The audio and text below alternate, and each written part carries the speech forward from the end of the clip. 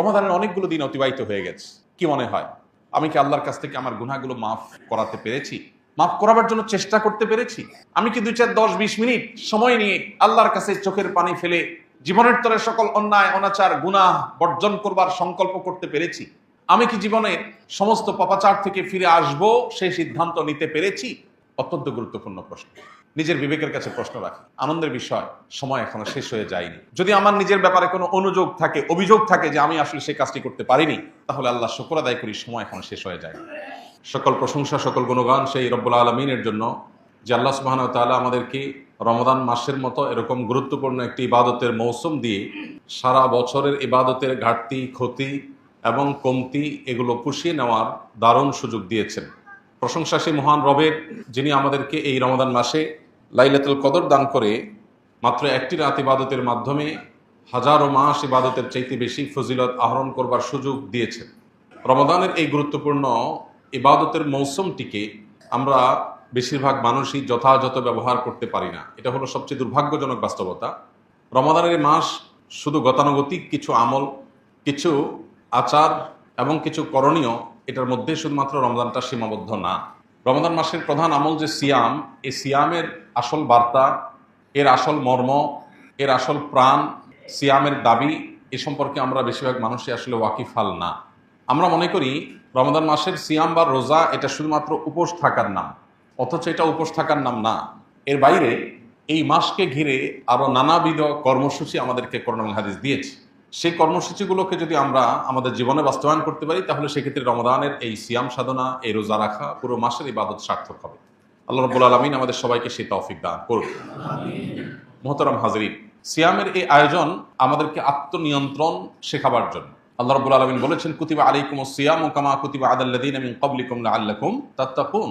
তোমাদের পূর্ববর্তীদের উপর যেভাবে সিয়াম ফরজ করা হয়েছিল, তোমাদের উপর সেভাবে সিয়ামকে ফরজ করা হয়েছে, রোজা ফরজ করা হয়েছে, যেন তোমরা আশা করা যায় তোমরা মুত্তাকি হবে। অর্থাৎ সিয়াম সাধনার মাধ্যমে আমরা মুত্তাকি হয়ে উঠব, এটাই হলো সিয়ামের লক্ষ্য। কিভাবে মুত্তাকি হয়ে উঠব? সিয়াম শব্দের অর্থই হলো বিরত থাকা, নিবৃত থাকা, পরিহার করা। আমরা যখন সিয়াম সাধনা করি, আমরা যখন রোজা রাখি, তখন আমরা পান থেকে, আহার থেকে, যৌনতা থেকে আমরা বিরত থাকি। এই যে বিরত থাকার কর্মসূচি, এটা মূলত আত্মনিয়ন্ত্রণের প্রশিক্ষণ।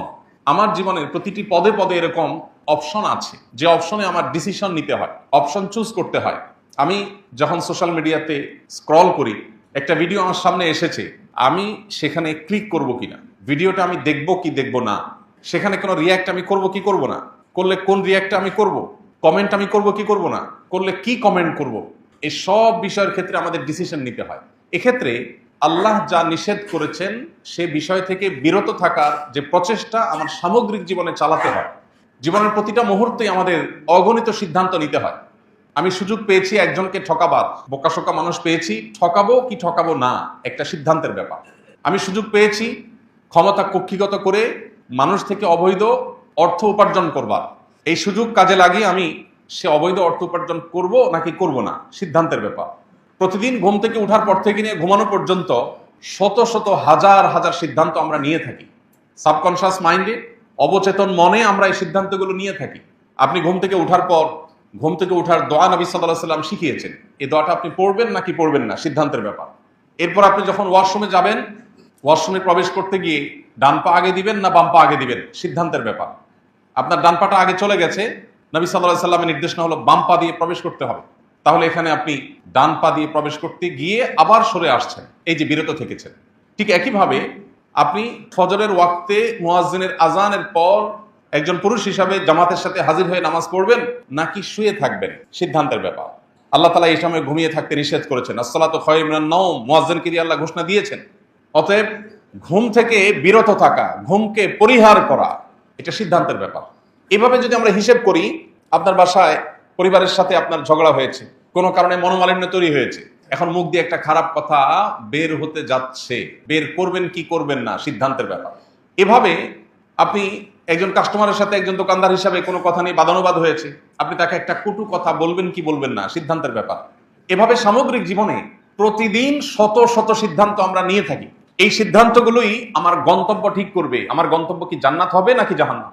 এই সিদ্ধান্তগুলোই ঠিক করবে যে আমি কি আল্লাহকে সন্তুষ্ট করতে পারছি নাকি পারছি না। এই সিদ্ধান্তগুলোই যোগফল বের করে দিবে আমি কি এই সিদ্ধান্তগুলো সঠিকভাবে গ্রহণ করার মধ্য দিয়ে মুত্তাকি হতে পেরেছি নাকি আমার ভুল সিদ্ধান্ত গ্রহণ করে ফাসিকের কাতারে গিয়েছি। সিয়াম আমাদেরকে শেখায় তোমার প্রতিটি সিদ্ধান্ত গ্রহণ করবার ক্ষেত্রে আল্লাহ যা নিষেধ করেছেন সেটাকে মাথায় রেখে সিদ্ধান্ত তোমার গ্রহণ করতে হবে। ঠিক যেভাবে তুমি সিয়াম রেখে, রোজা রেখে তোমার পেটে প্রচন্ড ক্ষুধা আছে, সামনে খাবার আছে, কেউ দেখছেও না, এমতো পরিস্থিতিতেও তুমি খাবারটা গ্রহণ করছো না, পিপাসা পেয়েছে, পানিও আছে, কিন্তু আল্লাহ নিষেধ করেছেন তুমি পান করছো না। ইফতারের ঠিক আগ মুহূর্তের যে পরিস্থিতিটা সেটা সবচেয়ে বেশি উপভোগ্য, সবচেয়ে বেশি শিক্ষণীয়, সবচেয়ে বেশি বার্তাবাহক। কারণ ইফতারের রকমারি ইফতারের যে পসরা সাজিয়ে আমরা বসি, আমরা এই আকর্ষণীয়, লোভনীয়, মুখরোচক সব খাবার পানীয় এগুলো সামনে নিয়ে বসেছি যখন, তখন আমরা সবাই ক্ষুধার্ত, আমাদের সবার পেটে প্রচন্ড ক্ষুধা, সামনে খাবারও আছে, কেউ আমার হাত ধরে রাখে নাই, কেউ আমার মুখে টেপ দিয়ে রাখে নাই, আমাকে বিরত রাখছে আল্লাহ তাআলার নিষেধাজ্ঞা। আল্লাহ বলেছেন আতিম্মুস সিয়ামা ইলাল লাইল, তোমরা সিয়াম পূর্ণ করো সেই সুবহে সাদিক থেকে নিয়ে সন্ধ্যা হওয়া পর্যন্ত, সূর্য অস্ত যাওয়া পর্যন্ত। এই যে সূর্যাস্ত পর্যন্ত আমাকে পানাহার থেকে বিরত থাকবার নির্দেশ আল্লাহ তাআলা দিয়েছেন, সেই নির্দেশ এতগুলো আকর্ষণীয় মুখরোচক খাবার চোখের সামনে থাকার পরও, আমি ক্ষুধার্ত থাকার পরও সেই নির্দেশ আমাকে বিরত রেখেছে। যদি কারোর সিয়াম জীবনের প্রত্যেকটা ক্ষেত্রে এভাবে তাকে আল্লাহ রাব্বুল আলামিনের আদেশ নিষেধকে মাথায় রেখে সিদ্ধান্ত নিতে উদ্বুদ্ধ করে, সে যদি এই শিক্ষাটা গ্রহণ করে, একজন শিক্ষার্থী যদি নকল করবার সুযোগ আছে কিন্তু কোরআন এবং হাদিসের আলোকে এটা নিষিদ্ধ, অতএব সেটিকে মাথায় রেখে তিনি তার নকল করলে একটু লাভও হয়, সুযোগও আছে, কিন্তু তিনি করছেন না। এটাই হলো সিয়ামের মূল লক্ষ্য। না হলে আমরা দিনের বেলায় পানাহার না করে থাকলে আল্লাহর কি? আল্লাহর তো কোনো ঠেকা পড়েনি। আমরা না খেয়ে কষ্ট করার মধ্য দিয়ে আল্লাহর কোনো লাভ নাই, বা আল্লাহ তাআলার এখানে কোনো স্বার্থ নাই। আল্লাহ সুবহানাহু ওয়া তাআলা আমাদেরকে মুত্তাকি করতে চান। আমাদের জীবনের বহু পরিস্থিতি এমন আসে, আমি যা চাই তা পাবো না, সবকিছু আমার মন মতো হবে না, আমাকে সংযম করতে শিখতে হবে, আমাকে সংগ্রাম করতে শিখতে হবে, আমাকে বিরত থাকা শিখতে হবে, আমাকে আত্মনিয়ন্ত্রণ করা শিখতে হবে, আমার সন্তানকে শেখাতে হবে। ভোগবাদী এই পৃথিবীর চতুর্দিকে আপনি ভোগের আহ্বান পাবেন, ত্যাগের আহ্বান কোথাও আপনি পাবেন। সম্পদ, শক্তি, সক্ষমতা, শৌর্যবীর্য, প্রভাব প্রতিপত্তি, পদ পদবী, ক্ষমতা, যত রকমের ভোগ আছে গোটা পৃথিবীর চতুর প্রান্তে আপনি দেখতে পাবেন শুধু ভোগের আহ্বান। একমাত্র ইসলামে আল্লাহ রাব্বুল আলামিন আমাদেরকে ত্যাগের আহ্বান দিয়েছেন। কারণ পৃথিবীর মানুষ যতদিন পর্যন্ত আত্মনিয়ন্ত্রণ করতে না শিখবে, যতদিন পর্যন্ত আমরা ত্যাগী না হতে পারবো, যতদিন পর্যন্ত আমরা সংযমী না হতে পারবো, পৃথিবীটা চকচকে তকতকে হতে পারে, পৃথিবীটা দেখতে অনেক চমৎকার মনে হতে পারে, পৃথিবীটা দেখতে অনেক সাজানো গোছানো মনে হতে পারে, অনেক আধুনিক হতে পারে, তথ্য প্রযুক্তির উন্নতির চরম শেখরে পৌঁছে যেতে পারে, কিন্তু পৃথিবীটা বাসযোগ্য কখনোই হবে না যতক্ষণ পর্যন্ত মানুষ অন্যায় থেকে আত্মনিয়ন্ত্রণ করবার প্রেরণা নিজের মধ্যে তৈরি করতে না পারবে।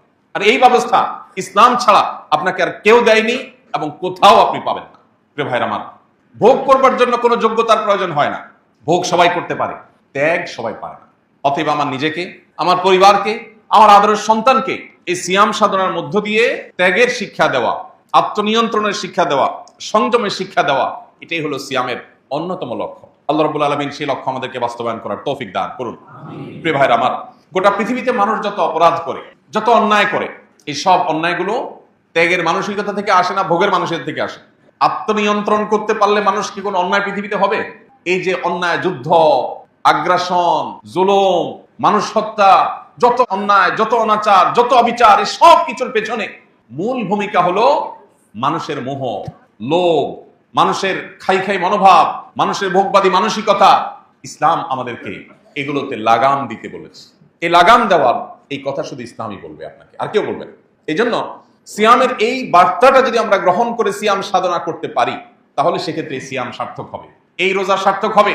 যদি সেটা না হয়, তাহলে সেক্ষেত্রে নবী সাল্লাল্লাহু আলাইহি ওয়াসাল্লামের ভাষ্য মতে এই রোজা নিছকই উপোস থাকা, এই রোজা কোনো অর্থবহ রোজা নয়। নবীজি বলেছেন, রুব্বা সাইমিন, বহু রোজাদার আছে, লাইসা লাহু মিন সিয়ামিহি ইল্লাল জু, দুর্ভাগ্যজনকভাবে তার সিয়াম সাধনা করে ক্ষুধার্ত থাকা ছাড়া আর তার ভাগ্যে কিছুই জোটে না। তার আমলনামায় কোনো সওয়াব, কোনো বিনিময়, কোনো পুণ্য, আল্লাহর কাছ থেকে কোনো প্রতিদান, আজর তার জন্য জমা হয় না। প্রিয় ভাইরা আমার, আমরা যদি সেই হতভাগাদের কাতারে শামিল না হতে চাই, আমরা যদি নিজেদেরকে হতভাগাদের কাতার থেকে বের করে আনতে চাই, তাহলে সিয়ামকে অর্থবহ করার জন্য সিয়ামের মাধ্যমে সামগ্রিক জীবনে সকল অন্যায়, সকল অনাচার, সকল নিষিদ্ধ, সকল হারাম, সকল পাপাচার থেকে নিজেকে বিরত রাখার এই সংগ্রামে আমাকে জয়ী হতে হবে। সিয়াম শুধু পানাহার যৌনতার একটা নির্দিষ্ট সময়ের মধ্যে বিরত থাকার নামই যেন না হয়, বরং সিয়াম যেন হয় আমার সামগ্রিক জীবনে সকল প্রকার অনাচার থেকে বিরত থাকার নাম। সিয়াম শুধুমাত্র ওই 12 বা 14 ঘন্টার যেন না হয়, সিয়াম যেন হয় সামগ্রিক পুরো জীবনের সকল অন্যায় থেকে বেঁচে থাকার মধ্য দিয়ে। আল্লাহ আমাদের সবাইকে সেই তৌফিক দান করুন। প্রিয় ভাইরা আমার, আমরা যেন সেই সিয়াম রাখতে পারি, আমরা যেন সেই রোজা রাখতে পারি। আল্লাহ রাব্বুল আলামিন বহু উপযোগিতা তৈরি করে দিয়েছেন। কারণ নবী সাল্লাল্লাহু আলাইহি ওয়াসাল্লাম ইরশাদ করেছেন, রমজান মাস যখন শুরু হয় তখন সুলসিলাতিশ শায়াতিন, শয়তানদেরকে শৃঙ্খলাবদ্ধ করে ফেলা হয়। এটা কিসের জন্য? আমাদের আমলের প্রেরণা যেন আমরা পাই, আমরা যেন নেক আমল করতে পারি, আমরা যেন আল্লাহ রাব্বুল আলামিনের প্রিয় পাত্র হওয়ার পথে এগিয়ে যেতে পারি, আমরা যেন শয়তানকে পরাভূত করতে পারি। আল্লাহ রাব্বুল আলামিন সেই উপযোগিতা তৈরি করে দিয়েছে। শয়তানকে এই মাসে কেন শৃঙ্খলাবদ্ধ করে রেখেছে? 11 মাস তো আল্লাহ তাআলা তাকে শৃঙ্খলাবদ্ধ করেননি। এই মাসটিতে কেন শেকল দিয়ে আল্লাহ তাআলা বেঁধে রেখেছেন? কারণ আল্লাহ রাব্বুল আলামিন চান আমাদের মধ্যে আমলের প্রেরণা যেন জেগে ওঠে, শয়তানের শয়তানি এটা যেন বন্ধ হয়, শয়তানের শয়তানি যেন আমাদেরকে বিভ্রান্ত করতে না পারে, আমরা যেন নিয়ন্ত্রণ করতে পারি নিজেদেরকে। সেজন্যই রব্বে কারীম আমাদের জন্য ব্যবস্থা করে রেখেছে। বিষয়টাকে অত্যন্ত চমৎকার একটি উদাহরণের মাধ্যমে আমরা বুঝতে পারি। সেটা হলো, আমাদের বাসা বাড়িতে পিঠাপিঠি ছেলে মেয়ে থাকলে তাদের মধ্যে টুকটাক মারামারি লাগে, আছে না? বাসা যদি আমাদের বাচ্চা কাচ্চা থাকে, পিঠাপিঠি তাদের মধ্যে কম বেশি ঝগড়াঝাটি মারামারি এগুলো হয়। সাধারণত যে বাচ্চাটা একটু বড়, ছোটটা জেদ করে কিন্তু মার খায়, জেদ করে বড়টার সাথে সাধারণত পারে না। যখনই দুইজনের মধ্যে মারামারি লাগে, দেখা যায় বড়জন উত্তম মধ্যম দিয়ে দিছে, ছোটজন শেষ পর্যন্ত প্রথমে নিজে অনেক কিছু করবে মনে করে যায়, মারধর খেয়ে এরপরে কাঁদতে কাঁদতে বাপ মার কাছে ফিরে আসে। এই না হয় চিত্র সাধারণত। যেহেতু বড়জন সিনিয়র, বয়সে বড়, বুঝে বেশি, এই জন্য সে ছোটজনকে দ্রুতই কুপকাত করে ফেলে এবং ছোটজন নিরুপায় হয়ে মারধর খেয়ে বাপ মার কাছে এসে কাঁদতে কাঁদতে নালিশ করে। বাপ মা কি করে? বাপ মা সাধারণত যদি দেখে যে কোনোভাবে বাচ্চাকে বোঝানো যাচ্ছে না, সে অনেক জেদ, বড়জন তাকে কেন মারলো, কিছু একটা করতেই হবে, তখন মাঝে মধ্যে, সব সময় না, বড়জনকে ধমকাতে ধমকাতে বলে, কেন তুমি তার গায়ে হাত দিলা? এরপর তার হাত ধরে রেখে ছোটজনকে ইশারা দেয়, ঠিক আছে তুমি এবার 2-4টা মারো, তোমার জিদ থামো। এবার ছোটজন চান্সে 2-4টা মেরে আবার বাপ ইশারা দেয়, মা ইশারা দেয়, সে পালায় যায়। এরকম হয় না আমাদের বাসা বাড়িতে? আল্লাহ রাব্বুল আলামিন আমাদেরকে সৃষ্টির আগে সৃষ্টি করেছেন ইবলিসকে। ইবলিস আমাদের চাইতে বয়সে বড়, দুনিয়া সে আমাদের চাইতে বেশি দেখেছে, বেশি জেনেছে, শেয়ানা একটু আমাদের চাইতে বেশি। যার কারণে ইবলিসের সাথে আমাদের যে কুস্তি, এই কুস্তিতে বেশিরভাগ সময়, মোস্ট অফ দ্য কেস, সে আমাদেরকে পরাভূত করে, আমরা আসলে পারি না।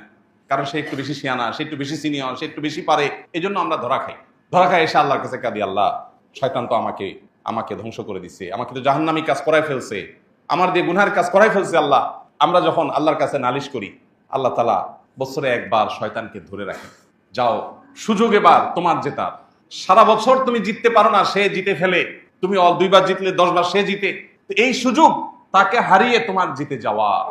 প্রিয় ভাইরা আমার, আল্লাহ সুবহানাহু ওয়া তাআলা এত চমৎকার ব্যবস্থাপনা আমাদের মাগফিরাত লাভের জন্য, আমাদের ইবাদতের আমলের ঘাটতি পুষিয়ে নেওয়ার জন্য, কিন্তু সেই সুযোগ আমরা কজন কাজে লাগাতে পারি? এই সুযোগ যদি আমরা কাজে লাগাতে না পারি, এর চেয়ে বড় হতভাগা কে? এই কারণেই তো নবী সাল্লাল্লাহু আলাইহি সাল্লাম জিবরিলের সেই দোয়ার সাথে আমিন এবং একাত্মতা পোষণ করেছিলেন, যেই দোয়া রীতিমতো হতভাগা হিসাবে রমজান পেয়ে যে ব্যক্তি আল্লাহর কাছ থেকে নিজের গুনাহগুলো মাফ করাতে পারলো না, শয়তানকে বেঁধে রাখা আছে, এই মুহূর্তেও যদি কেউ আল্লাহর কাছ থেকে মাগফিরাত আদায় করে মাগফিরাত চেয়ে নিয়ে নিতে না পারে, এর চাইতে বড় হতভাগা কেউ নাই, তার ধ্বংস হোক। এই কথার সমর্থন নবী সাল্লাল্লাহু আলাইহি সাল্লাম করেছেন শুধুমাত্র এই হতভাগাদের হতভাগ্য দেখে। অতএব আমরা যেন সেই হতভাগাদের কাতারে শামিল না হই, আমরা যেন রমাদানকে অর্থবহ এবং প্রতিটা সিয়ামকে যেন আমাদের জন্য সার্থক করতে পারি। আল্লাহ রাব্বুল আলামিন আমাদের সবাইকে সেই তৌফিক দান করুন। আমিন। প্রিয় ভাইরা আমার, অতএব শুধু সাহারি আর ইফতার খেলাম আর মাঝের সময়টাতে পানাহার যৌনতা থেকে বিরত থাকলাম, এর মধ্যেই যেন আমাদের রোজা, এর মধ্যেই যেন আমাদের সিয়াম সীমাবদ্ধ না থাকে। সিয়াম আমাদেরকে কি বলতে চায়, সিয়াম আমাদেরকে কি বার্তা দিতে চায়, রোজা আমাদেরকে কি মেসেজ দিতে চায়, আমরা সেই বার্তাটা গ্রহণ করার চেষ্টা করি। এবং এই 3টি কাজ নয়, শুধু সকল প্রকার অন্যায় অনাচার থেকে বিরত থাকার এই সংগ্রাম, বিরত থাকার এই প্রচেষ্টা, এটা আমাদের অব্যাহত রাখতে হবে সামগ্রিক জীবনে। তাহলে ইনশাআল্লাহ আমাদের এই সিয়াম, আমাদের রোজা, এটা সার্থক হবে। রব্বে করিম আমাদের সবাইকে আমাদের রোজাকে পরিপূর্ণভাবে সার্থক করার তৌফিক দান করুন। এই রোজা যেন আমাদের সমস্ত গুনাহগুলোকে মাফ করে দিয়ে যায়। আমাদের আমলনামা থেকে সকল অন্যায়, সকল অনাচারের সকল ডকুমেন্ট আল্লাহ রাব্বুল আলামিন সব ডিলিট করে দেন, সব আল্লাহর কাছ থেকে মুছিয়ে নিতে পারি। আর কিছু না, প্রয়োজন তাওবা, প্রয়োজন সংকল্প, প্রয়োজন নিজের পাপাচারের জন্য আল্লাহর কাছ থেকে চোখের পানি ফেলে ক্ষমা চেয়ে নেওয়া, নতুন করে আর কোনো গুনাহ, কোনো অনাচার করব না, এই মর্মের সংকল্প করা। এই দুটি কাজ খুবই সহজ, কিন্তু একদিকে আমাদের বাহিরের শত্রু শয়তান, অপরদিকে আমাদের ভেতরের শত্রু আমাদের কুপ্রবৃত্তি। এই দুটি শত্রু আমাদেরকে কোনোভাবে তওবা করতে দেয় না। রমাদানের অনেকগুলো দিন অতিবাহিত হয়ে গেছে। কি মনে হয়, আমি কি আল্লাহর কাছ থেকে আমার গুনাহগুলো মাফ করাতে পেরেছি? মাফ করাবার জন্য চেষ্টা করতে পেরেছি? আমি কি 2, 4, 10, 20 মিনিট সময় নিয়ে আল্লাহর কাছে চোখের পানি ফেলে জীবনের তরে সকল অন্যায়, অনাচার, গুনাহ বর্জন করবার সংকল্প করতে পেরেছি? আমি কি জীবনে সমস্ত পাপাচার থেকে ফিরে আসব সেই সিদ্ধান্ত নিতে পেরেছি? অত্যন্ত গুরুত্বপূর্ণ প্রশ্ন। নিজের বিবেকের কাছে প্রশ্ন রাখি। আনন্দের বিষয়, সময় এখনো শেষ হয়ে যায়নি। যদি আমার নিজের ব্যাপারে কোনো অনুযোগ থাকে, অভিযোগ থাকে যে আমি আসলে সেই কাজটি করতে পারিনি, তাহলে আল্লাহ শুকর আদায় করি, সময় এখনো শেষ হয়ে যায়নি। রমাদানের দিন, রমাদানের রাত, রমাদানের অবসর সময়, রমাদানের কর্মব্যস্ত সময়, প্রতিটা মুহূর্তকে আসুন আল্লাহর স্মরণ দিয়ে পরিপূর্ণ করে রাখি। আমাদের ফোকাস, আমাদের মনোযোগ যে সমস্ত বিষয়গুলো কেড়ে নেয়, সেটা হোক সোশ্যাল মিডিয়ার স্ক্রলিং, হোক আমাদের বন্ধু বান্ধবদের কোনো আড্ডার মজলিস, হোক আমাদের অন্য কোনো কিছু, সে সব বিষয় থেকে আমরা সরে এসে পরিপূর্ণ মনোযোগ আল্লাহর দিকে দিয়ে একটি মাস আমার সমগ্র জীবনকে যেন পরিবর্তন করবার জন্য যথেষ্ট হয়। এখান থেকে যেন সেই রসদ আমি পাই, সেই প্রেরণা আমি পাই, সেই শক্তি আমি পাই, সে উৎসাহ যেন আমি পাই, সে উদ্দীপনা যেন আমি পাই, সে সিদ্ধান্ত যেন আমি গ্রহণ করতে পারি, জাহান্নামমুখী ট্র্যাক থেকে সরে এসে জান্নাতমুখী ট্র্যাকে যেন আমি উঠে যেতে পারি, সেই চেষ্টাটা আমাদের থাকতে হবে। তবে এই রমাদান আমাদের সার্থক হবে। আমি শুধুমাত্র সাহরি, ইফতার, আমি শুধুমাত্র তারাবি আর রোজা, এই 4টে জিনিসের মধ্যে আমার রোজাকে, আমার রমজানকে সীমাবদ্ধ না করে আমার এই রমজানকে আমি বহুমুখী আমল দিয়ে সাজাবো, তওবা দিয়ে আল্লাহর কাছ থেকে ইস্তেগফারের মাধ্যমে নিজের ক্ষমা গুনাহগুলোকে মাফ করিয়ে নিয়ে তারপরে আমার রমজানকে আমি সার্থক করবো। রব্বে করিম আমাদের সবাইকে সেই তৌফিক দান করুন। চেষ্টা করবো তো ইনশাআল্লাহ। প্রিয় ভাইরা আমার, এই সুযোগ আমাদের সামনে আসছে। আমরা শুধুমাত্র গতানুগতিক কিছু কাজ করার মধ্য দিয়ে আমাদের রমজানকে আমরা শেষ করে থাকি। আল্লাহ রাব্বুল আলামিনের কাছে আসুন কায়মন বাক্যে দোয়া করি, ফরিয়াদ করি, আমরা যেন হতভাগাদের কাতারে শামিল না হই। বহু মানুষ আছে রমাদানে শুধুমাত্র গতানুগতিক কিছু কাজ করে রমজান পার করে দিবে, এই রমজান তার কোনো কাজে আসবে না। আমরা যেন সেই ব্যর্থ মনোরথ মানুষের কাতারে শামিল না হই, আমরা যেন সার্থক হই। সুযোগ এখনো আছে, এখনো বাকি দিনগুলোতে আমরা আল্লাহ তাআলার কাছে নিজের সমস্ত গুনাহের জন্য কায় মনোবাক্যে ক্ষমা চাই, চোখের পানি ফেলি। কিছু সময় একান্ত নিজের করে নেই। সবচেয়ে বুদ্ধিমানের কাজ হবে আপনি রমজানের শেষ 10টা দিন যদি ইতিকাফের সিদ্ধান্ত নিতে পারেন। আর যদি সুযোগ থাকে শেষ 20 দিন ইতিকাফের সিদ্ধান্ত নেন। শয়তান আপনাকে মিথ্যা ভয় দেখাবে, ধোঁকা দেখাবে। শয়তান আপনাকে বলবে তুমি ইতিকাফে বসে গেলে তোমার বাকি সব চলবে কিভাবে, কত কাজ তোমার। আহা, এর চেয়ে বড় মিথ্যা কথা আল্লাহর জমিন আর কিছু নেই। পৃথিবীতে কারোর জন্য কোনো কিচ্ছু থেমে থাকে না, থাকবে না। এক সময় যাকে মনে হতো এর কোনো বিকল্প নাই, তার বহু বিকল্প দেখা গেছে, তার চেয়ে বেটার বিকল্প দেখা গেছে না, যায় না। আপনি মনে করছেন আপনার প্রতিষ্ঠানের জন্য, ব্যবসার জন্য, ফ্যামিলির জন্য আপনি নির্বিকল্প। আপনার মতো হাজার লক্ষ বিকল্প আল্লাহ প্রস্তুত করে দিতে পারেন। আপনি থেকে যা করতে পারবেন, আপনি না থাকাতে তার চাইতে বেশি হতে পারে। এটা আমাদের চোখের সামনে অহরহ অগণিতবার হচ্ছে, আমরা দেখতে পাচ্ছি। কিন্তু মানুষ বড়ই অকৃতজ্ঞ। আল্লাহ তাআলা বলেছেন এই জন্য যে ইন্নাল ইনসানা লাকাফুর। মানুষ বড়ই অকৃতজ্ঞ। মানুষ চোখের সামনে দেখে, জানে, শুনে, বুঝে, কিন্তু সে নিজের মধ্যে সেটাকে ধারণ করে না, গ্রহণ করে না। চোখের সামনে আমরা দেখেছি বহু সন্তানের বাপ আছে, কিন্তু সন্তানের ভাগ্যে ভাত জোটেনি বা অমানুষ হয়ে গেছে। আবার বহু সন্তানের বাপ নাই, মারা গেছেন, কিন্তু সে সন্তান মানুষের মতো মানুষ হয়েছে। আছে না নজির? বহু ব্যবসা মালিক একেবারে চোখের সামনে থেকে টেক কেয়ার করে নিজে হাতে যত্ন করে গড়ে তোলার চেষ্টা করেছেন, কিন্তু দেউলিয়া হয়ে গেছেন, টিকেতে পারেন নাই। আছে না? আবার বহু মালিক অত টেক কেয়ার করেন নাই, কিন্তু ব্যবসা আল্লাহ তাআলা দিন দিন বরকত দিয়ে অনেক দূর নিয়ে গেছেন। আছে না? ইমানদার বিশ্বাস করে আমার হাতে কিছু নাই, আমার হাতে শুধু চেষ্টা করার সক্ষমতা আছে। আল্লাহ আমাকে শুধু চেষ্টা করার সক্ষমতা দিয়েছেন। আমি যদি আল্লাহর অনুগত বান্দা থেকে আল্লাহর প্রিয় বান্দা হয়ে চেষ্টা করি, আমার চেষ্টা হতে পারে অল্প, ফসল আসবে অনেক বেশি। আর আল্লাহর অনুগত না হয়ে যদি আমি চেষ্টা করি, তাহলে সেক্ষেত্রে বাহ্যিক দৃষ্টিকোণ থেকে খোলা চোখে মনে হতে পারে অনেক কিছু অর্জন করেছি, আসলে ভেতরে ফাঁপা এবং ভেতরে কিচ্ছু থাকবে না, অন্তঃসার শূন্য। সে অর্জন কোনো মানে বহন করবে না। এই জন্য রমজানের শেষ 10টা দিন ইতিকাফের জন্য সিদ্ধান্ত গ্রহণ করি। মনোযোগ দিয়ে 10টা দিন, সারা বছরের 355 দিন আপনি ব্যবসা বাণিজ্য, পরিবার পরিজন, বহু বন্ধু বান্ধব, সোসাইটি সার্কেল, সবাইকে সময় দিয়েছেন। 10টা দিন আপনার নিজেকে সময় দেন। মসজিদে চলে আসেন, সম্ভব হলে নেট কানেকশন ডিসকানেক্ট করে ফেলেন এবং একান্ত প্রয়োজনের জন্য মোবাইলটা সাথে রাখেন, হাই হ্যালো কথা, প্রয়োজনীয় কথা সারার জন্য। 10টা দিন মসজিদের পরিবেশে এসে আল্লাহর সাথে একটু কানেক্টেড হওয়ার চেষ্টা করেন। আমাদের মনোযোগগুলোকে নানান দিকে ডাইভার্ট করার জন্য হাজার হাজার আয়োজন শয়তান এবং তার অনুসারীরা আজ করে দিয়েছে। মনোযোগ থাকে না। 10 মিনিট দোয়া তো দূরের কথা, 2 মিনিট দোয়া করলে 5টা কথা মনে আসে, 5 দিকে মন চলে যায়। আপনার কাছে কে যদি ভিক্ষা চায়, আর ভিক্ষা চাচ্ছে এর মধ্যে সে আরেকজন সাথে দুষ্টামি করছে, আরেক দিকে তাকায় আছে, অন্য কোনো কাজ করছে, আপনারা বললো ভাই ভিক্ষা দেন, এটা বলে মোবাইলটা বাইর করে সে মনে করেন মোবাইল টিপতেছে। আজকাল তো সবার কাছে, গরিবের কাছে, ফকিরের কাছে কি আছে? মোবাইল আছে। আপনারা বললো ভাই একটু ভিক্ষা দেন ভাই, এরপর বলে সে একটা মোবাইল স্ক্রল করতেছে। কি বলেন, আপনি কি তাকে ভিক্ষা দিতে মন চাইবে? মন চাইবে? মেজাজটা খারাপ হবে না? আপনি একটা সৃষ্টি মানুষ, আপনার কাছে যখন চাওয়ার সময় সে অন্যমনস্ক হয়েছে, এটা যদি আপনার মনের কষ্টের কারণ হয়, তাহলে আহকামুল হাকিমিন আল্লাহ রাব্বুল আলামিনের দরবারে যখন আপনি দোয়া করছেন, যখন আপনি সিজদা দিচ্ছেন, যখন আপনি নামাজ পড়ছেন, ওই সময় আপনার মনে 30টা কথা মনে আসছে, আপনি অন্য জগতে বিচরণ করছেন, আপনি অন্য জগতে প্রবেশ করে গেছেন। একদিকে বলতেছেন সুবহান রাব্বিয়াল আলা, অপরদিকে আপনার মনে আছে অন্য জিনিস। একদিকে বলছেন আল্লাহ আপনি আমাকে মাফ করে দেন, আপনার মনে আসছে অন্য বিষয়। তাহলে কিভাবে আপনি আশা করেন রব্বি কারীমের কাছ থেকে এই ভাঙাচোরা, এই ত্রুটিপূর্ণ, শতদা বিভক্ত, বহুদিকে মনোযোগ চলে যাওয়া এই দোয়া দিয়ে আল্লাহর কাছ থেকে আপনি মাগফিরাত পাবেন? আল্লাহ আরহামুর রাহিমিন, তিনি চাইলে এই ত্রুটিপূর্ণ দোয়া দিয়েও মাগফিরাত দিতে পারেন। তিনি চাইলে কেউ চাওয়া ছাড়াও তাকে মাফ করে দিতে পারেন, সেটা ভিন্ন বিষয়। কিন্তু দোয়ার তো একটা আদব আছে, দোয়ার তো একটা শিষ্টাচার আছে। এই যে মনোযোগ, এই মনোযোগ আজ সোনার হরিণ হয়ে গেছে। মনে রাখবেন, শত শত হাজার হাজার লক্ষ লক্ষ কোটি টাকা আল্লাহর রাস্তায় দান করা, এটা আজকাল এত কঠিন বিষয় না। যত কঠিন বিষয় আল্লাহ রাব্বুল আলামিনকে পরিপূর্ণ মনোযোগের সাথে একটু স্মরণ করা। মাত্র 2 রাকাত নামাজ পড়ার চ্যালেঞ্জ দেন, যে 2 রাকাত নামাজ পড়বো, একটি বারের জন্য আল্লাহ ছাড়া, আখিরাত ছাড়া অন্য কোনো কিছু মাথায় আসবে না। চ্যালেঞ্জ গ্রহণ করেন, দেখেন পারেন কিনা। Not easy. 10-20 লাখ 50 লাখ টাকা দিয়ে দিতে পারে, কার কাছে পয়সা আছে। গরিব যার কাছে, তার কাছে যা আছে সবই দিয়ে দিতে পারে। মনে সে উৎসাহ আসছে, জোশ আসছে, দিয়ে দিছে। এটা যতটা সহজ, পরিপূর্ণ মনোযোগের সাথে আল্লাহর ইবাদত এত সহজ না। মনে রাখবেন, শয়তান যে জিনিসটাকে যত কঠিন করে ফেলে, বুঝতে হবে ওই জিনিসটা তত ইম্পর্টেন্ট, তত গুরুত্বপূর্ণ। আমাদের ইবাদতের মনোযোগ নিয়ে ফেলছে।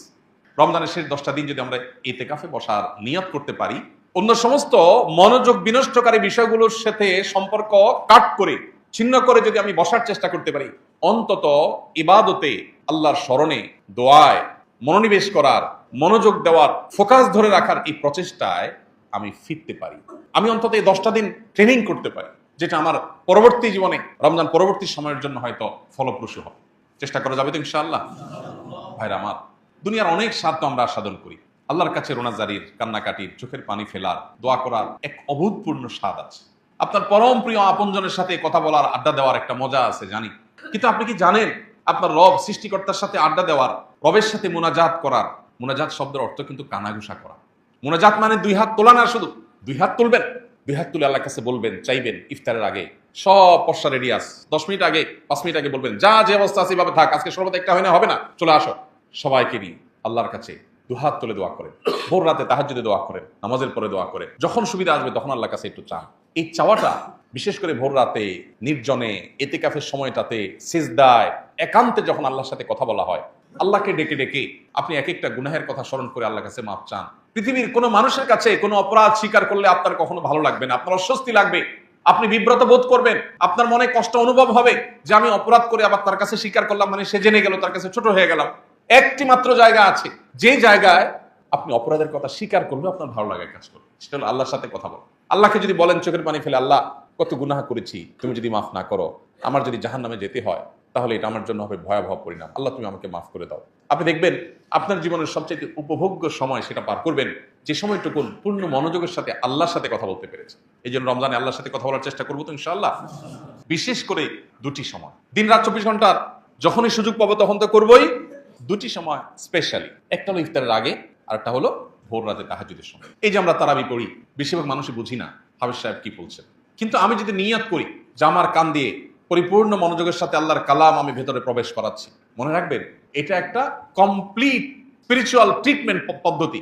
আপনার আধ্যাত্মিক রুহানি ট্রিটমেন্ট, শেফা এই কোরআন তেলাওয়াত শোনার মধ্য দিয়ে হবে। আপনার কাজ হলো শুধু পরিপূর্ণ মনোযোগের সাথে শোনা।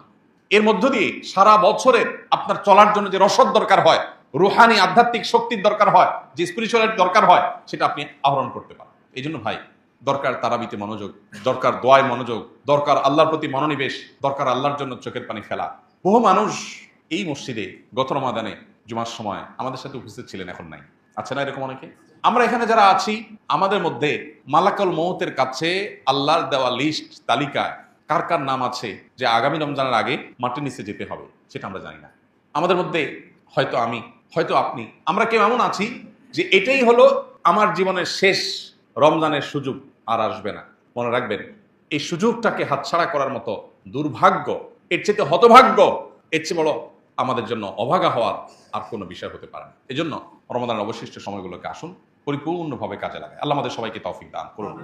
আল্লাহ রাব্বুল আলামিনের কাছে নিজেকে সমর্পণ করি, একটু আল্লাহর সাথে কথা বলি, মনোযোগটা কমায় আনি, টাকা পয়সা, ব্যবসা বাণিজ্য, সম্পর্ক, সম্প্রীতি সব ঠিক রেখে আবার জান্নাতও চাইবেন, আল্লাহরও খুশি রাখবেন। এগুলো কোনো দিনই সম্ভব না, মনে রাখবেন, কোনো দিনই সম্ভব না। স্যাক্রিফাইস ছাড়া কেউ জান্নাত যেতে পারবে না। স্যাক্রিফাইস লাগবেই। আপনি সব ঠিক রাখবেন, সামাজিকতা, আপনার সন্তান সন্ততির চাওয়া, সবাই খুশি রাখবেন, সব ষোলো আনা রাখবেন, এরপরে এসে আল্লাহকেও খুশি করতে চাইবেন, এটা হবে না। স্যাক্রিফাইস করতে হবে। এই জন্য হয় আপনার ব্যবসার কোনো কিছুকে, হয় আপনার স্বার্থের কোনো কিছুকে, সামাজিক প্রতিপত্তির কিছুকে স্যাক্রিফাইস করতে হবে। এই স্যাক্রিফাইসের মধ্য দিয়ে রমাদান অর্থবহ হয়ে উঠবে, রমাদান সার্থক হয়ে উঠবে। রব্বে কারীম আমাদের সবাইকে সেই তৌফিক দান করুন।